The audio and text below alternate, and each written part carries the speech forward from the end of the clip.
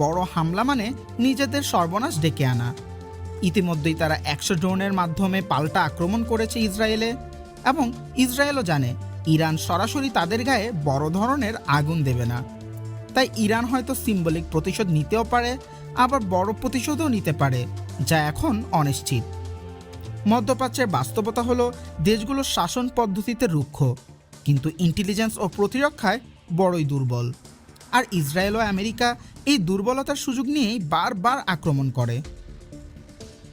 এই যুদ্ধের মাধ্যমে আবারও প্রমাণিত হলো ক্ষমতার ভারসাম্য যদি নড়ে যায়, যুদ্ধ তখন সময়ের অপেক্ষা মাত্র।